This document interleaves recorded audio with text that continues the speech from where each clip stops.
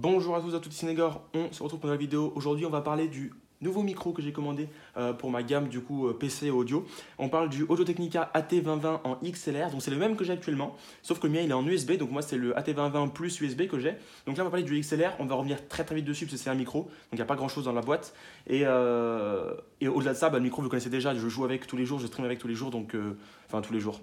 Yes, et du coup voilà, vous savez déjà la qualité qu'il a. Si vous voulez avoir un test audio, demandez-moi en commentaire si vous voulez que j'en fasse un, mais sinon vous avez comme les vidéos sur ma chaîne qui sont déjà là, où je joue et où quand je suis en stream, donc forcément vous avez la qualité directement. Mais si vous voulez que je fasse un test avec ce AT2020 directement en XLR, plus la table, plus le casque, plus tout ça, dites-le moi en commentaire, je le ferai, sinon c'est pas prévu au programme.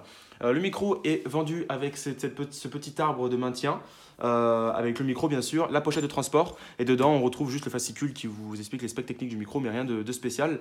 Donc cette araignée là, donc ce pied là en fait n'est pas vendu avec le micro en XLR, il est vendu avec celui en USB, donc du coup je l'ai utilisé parce que c'est le même pied, donc forcément, enfin c'est le même pas de vis, parce que c'est universel, donc du coup je l'ai réutilisé pour pouvoir poser le micro devant vous, mais ce n'est pas fourni avec. La pochette est en simili-cuir, et la pochette est en simili-cuir, badgée Audio-Technica. Elle est plutôt épaisse, elle est plutôt bien. On ne transporte jamais son micro. Moi je le bouge jamais, mais en tout cas ça peut toujours être utile. Sachant que le micro est plus lourd que l'USB. C'est peut-être pour ça que du coup le pied n'est pas fourni, parce que vous voyez, si je le mets comme ça dans le creux, donc de l'araignée, il tombe.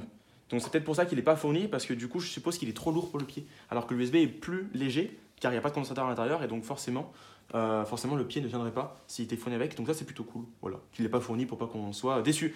Tout simplement, c'est un micro cardioïde à condensateur, donc il vous faut une alimentation fantôme pour pouvoir l'utiliser. C'est le cas de la QX que vous avez juste derrière moi avec la vidéo sur la chaîne, pardon, excusez-moi.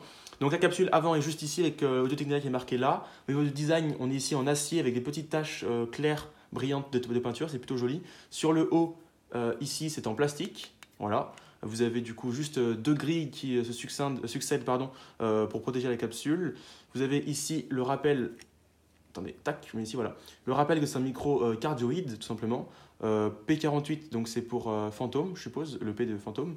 Vous avez ici le bac pour vous dire que c'est l'arrière de la capsule. Et voilà, simplement, vous avez les normes CE, ça vous rappelle que c'est l'AT2020. Et sinon, rien de spécial plus que ça. Il y a une poussière. Non. Attendez. C'est bon, je l'ai enlevé. Il y avait une petite poussière dans la capsule, ça me dégoûtait. Du coup, sur le bas, on va retrouver du coup le pas de vis propriétaire de la marque pour pouvoir brancher, enfin pouvoir enficher cette partie-là. Tac, hop, je vais l'enlever. Hop, vous allez voir. Hop, et voilà. Du coup, c'est ce pas de vis-là, vous voyez, tac, pour pouvoir venir fixer cette partie-là dans le micro. Et donc, c'est plutôt cool, ça rajoute un bras d'articulation en plus sur votre pied, que ce soit sur un pied comme ça ou sur un bras articulé, ça vous rajoute une articulation supplémentaire. Donc, c'est plutôt cool.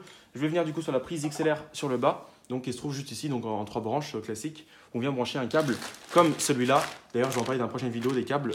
Si vous voulez regarder les vidéos, abonnez-vous bien sûr pour être tenu informé. Donc voilà, c'était l'Audio-Technica AT2020 XLR cardioïde. Bon, ils sont tous cardioïdes, les micros en général. Voilà, j'ai pas d'autre chose à vous dire plus que ça. Vous avez du coup les vidéos sur ma chaîne qui parlent de la qualité audio. Donc quand je joue, c'est le même micro mais en USB. Donc si vous voulez une vidéo test de ce micro là avec la table de mixage branchée, avec les paramètres, tout ça, n'hésitez pas à me le dire en commentaire et je le ferai dans ce cas là. Mais sinon ce n'est pas prévu au programme. Ciao tout le monde, c'était Négor et surtout portez-vous bien.